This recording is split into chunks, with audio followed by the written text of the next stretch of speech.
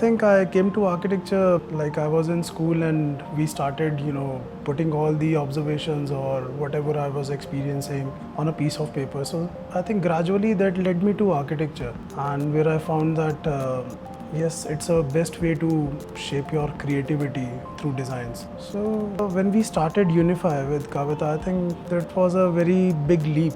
On personal and professional front. So personally, we were raising our kids and alongside with the building the practice. So that gave me a different perspective about balance and patience, I would say. And professionally, there were few milestones at the same time when we got acknowledgement from different celebrities, different influential clients. They acknowledged our work, and that was the point where we got that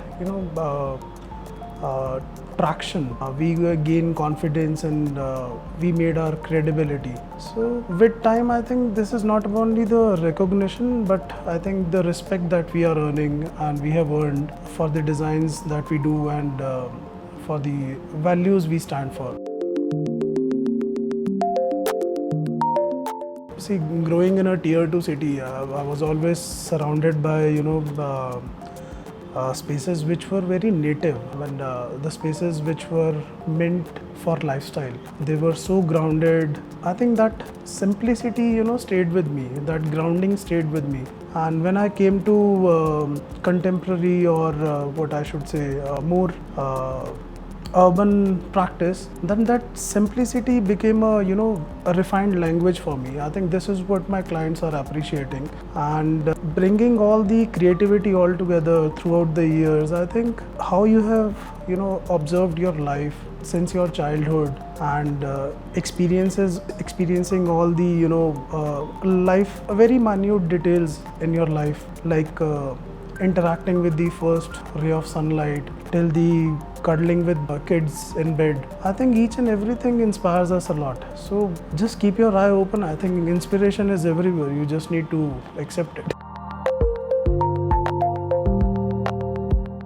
Beautiful engineering. So it's not, this is beyond mathematics and science. I think beautiful, why I'm using it, it's a very simple word, but beautifully crafted engineering is what we are looking forward for as an architect. So engineering is required. There is no compromise at all, in terms of performance. But when we talk about it's a very crucial role what we have given to facade windows, aluminium systems, or say AluK. I think AluK stands there very well. Without compromising on the performance, still pushing the boundaries. And there are different parts of aluminium systems where I can define it in a broader way. But I think for the time, yes, that's the first expression. AluK for us is a beautiful engineering. Yes. All we can change is the lifestyle of a person, and we can change it. We cannot, redefine it. The way the person has grown up, the way his experiences came to life, I think you cannot completely deny it. And architecture is something where you should collaborate. It's not, completely drastically changing the life of someone. So it's how supporting the way of life. Actually, I was eagerly waiting for such kind of a project, where I could, easily apply my all philosophies in a one shot. So Terreno Villas is one of the example. I think we did 4 villas called Terreno. We named it after a Spanish word, Portuguese word, I guess. So that was the project where I feel without knowing the end user, these were meant to be sold later, but without knowing the end user, I could figure out, yes, all those philosophies are working all together. So there is a bay window which is protruding out of the building, it's interacting with the greens. So, these small intricacies or a detailing, you fall for it always. And that's where the magic begins. So window is not at the building facade, it's beyond that. So this small step towards the nature, I think these kind of interactions, this kind of, I would say, handshake between a resident and a nature, I think that is something which has come to life, and it was magical for us. I think everybody appreciated it.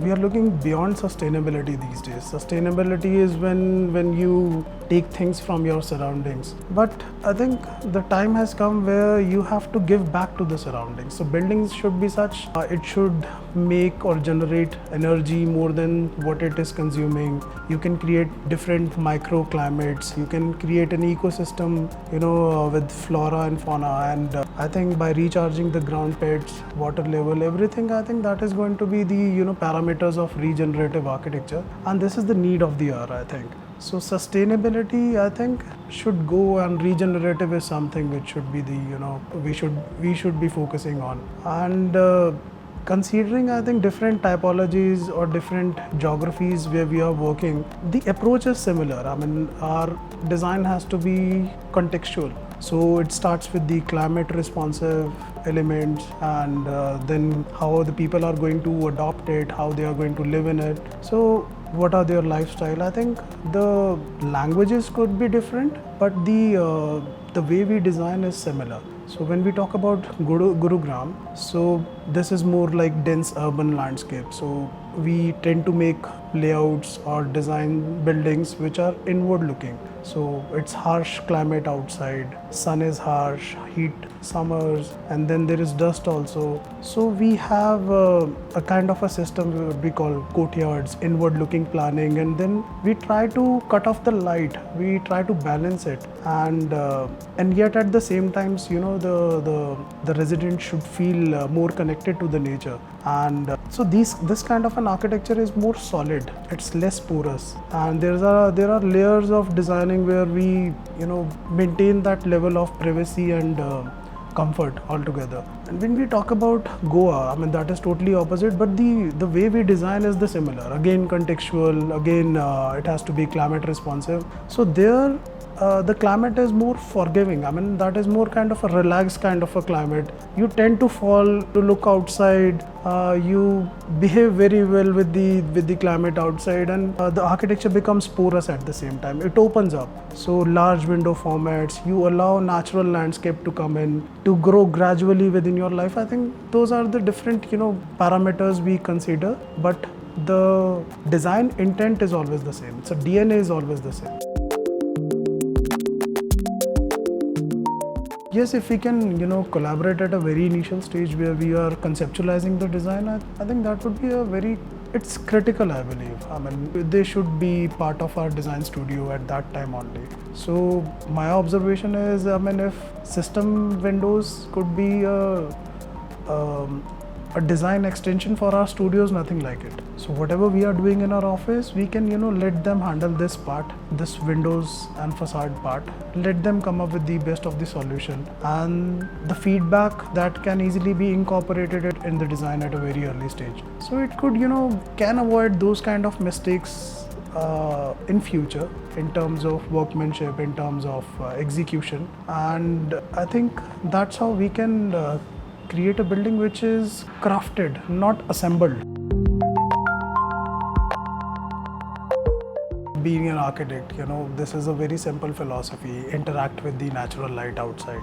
And natural light is something, the first handshake with the first ray of sun, I think there's nothing auspicious than this. So aluminium systems, are actually plays a very vital role here. I mean, this partnership has to be there between an architect and the aluminium systems, where this particular role, which is going to be get performed later, should be conceptualized very well. How the residents are going to interact with the outside world, and I feel just to retain that sanctity of a space, it's a unique role that has been given to system aluminum windows. I feel this partnership has to grow beyond this in the sense, in terms of like we were discussing about the collaboration at a very early stage. So AluK at a very early stage, or any other system aluminum, this partnership, I mean, I'm just skipping from what you are asking for,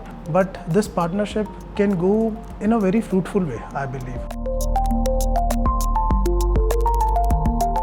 We have set SOPs from taking the client's brief, looking at their aspirations, and making a narrative, design narrative, going for a material selection and then to execution with the detailing. I think this is all a generic, SOP format that we have for each and every client. But what stands out differently is the Uniifyy signature. So Kavita and me always, follow that trend or that signature values, that there should not be any repetition. Each and every client should have different experience and should have different project, and they should be served differently. So rest all SOPs and the format is similar, but yes, the signature is always different. It was a challenge. I mean, when Kavita and me were conceptualizing Uniifyy, so why we came with this name Uniifyy? So it was all about unifying people around us. So different agencies who are working in our fraternity, I think they should be given a stage where we all can collaborate. So what were our role responsibility and what should be our role responsibility? We should be very clear. Our vision has to be very clear. So if a vision is clear and honest, I think we all can cater to the project in a very well and organized way. I think this is from the day one that we strive to build a draft around a project, that this is what we want, this is what we have to convey to the client, and this is what we should execute along with these agencies. So from the day one, I think honest vision is what I feel is the key. Yes. Constraints are always there, but we at Uniifyy don't feel it like a limitation. We always feel that constraints are going to make us more dynamic in terms of creativity. So I think as an architect, our role and responsibility is to look at where we want to innovate and to what cost we are innovating, and where we can simplify also altogether. So that balance is required. So we can handle clients, we can handle budgets, we can handle geographical constraints. I think all goes all together, but so few of the areas we have to elevate through innovation, and few of the areas we have to simplify at the same time. It's just like we're teaching a kid a process of photosynthesis. So there are few elements which are required: sunlight, water, minerals, oxygen, carbon dioxide. So natural elements are required, and this is how we produce food. So photosynthesis, I think it's a very simple process to adopt in a building as well. Green building is the same concept. A building which is producing whatever energy it's required for the building, and producing more than that so that it can give it to the surroundings. These has to go simultaneously. Aesthetics and green elements, I think we should not be compromising on any part of it. So striking a balance is what an architect would be known for. And we don't believe in ostentatious details. Rather than we would like to go for experience. So if an end user feels more comfortable in the surroundings, I think nothing great than that. Aesthetics, yes. It should not be, the comfort level should not be at the cost of compromising the aesthetics, but there has to be a defined parameter for aesthetics. So it's a defined line that where we have to stop in terms of aesthetics. But in comfort, I think there is no definition. I think there is no boundaries for it. So comfort has to go beyond boundaries, and aesthetic has to confined within a limit. There is no defined parameter as such. I believe it has to be performance driven, that is one. Longevity is second. So each and every material which we are looking for facade has to grow with age. At the same time, it has to perform. So I don't feel like the aesthetics, I think the top layer, the cosmetic part can be compromised to a certain extent with time, but there should not be any compromise on the performance. So the paint can rip off, I think that is okay. The stones can, gradually change their color, but it should not be, there should not be any compromise on the performance. So a stone, if it's taking away the heat or keeping away the heat, and still growing effortlessly with time and growing and aging with the time. I think this is what kind of a material palette we should be aiming for our buildings. The future is going to be more climate responsive buildings. These are going to be less carbon footprint, more engineered, I would say, and regenerative architecture. That's what we discussed about. So Uniifyy always strive to go with the trend. It's not following a pattern which is already, this is something beyond experience, and we are always open to the new trends, and we are adopting it in our studio on a daily basis. With every project we are growing, and whatever the trends are, we are following that and filtering it. At the same time, whatever is required, we'll go with it. Value engineering is important, no doubt. I think this is how Uniifyy is going to contribute to this city skyline. Stay curious. Observe each and everything around you with your all five senses working all together, and be present in present. I feel don't consider architecture as a profession only, it's the way of life. I think they should keep it in their mind always. I think, like I said, they should be acting like a extension to our design studios. So whether it's regarding the R&D, I think there should not be any barrier where we are not communicating with the system windows at all. So AluK, I think, has a different portfolios where they are interacting with the clients on a daily basis. Not daily basis, but regularly. And this is how we can ensure that the whatever experiences we have at site and whatever difficulties we are finding, we can resolve it under one roof. We should collaborate at a very early stage. That is one. Second is have faith on each other. I think an architect, what they are aspiring for and what AluK is delivering, I think it should go hand in hand. And different, like I have experience of, putting rough grounds before installing the windows. So this is what I have always been telling them. You should be making rough grounds. You should come to site and do it at a very personal level, rather than going or depending on a vendor, a registered vendor of yours. So if an R&D team can come to the site, nothing like it. You feel more like a team when people from the back-end office are standing next to you, who are designing the systems, actually who are doing the engineering on it. If they are standing at site with you, nothing like it. You feel more confident about what you are speaking, what you are doing, and what you are executing.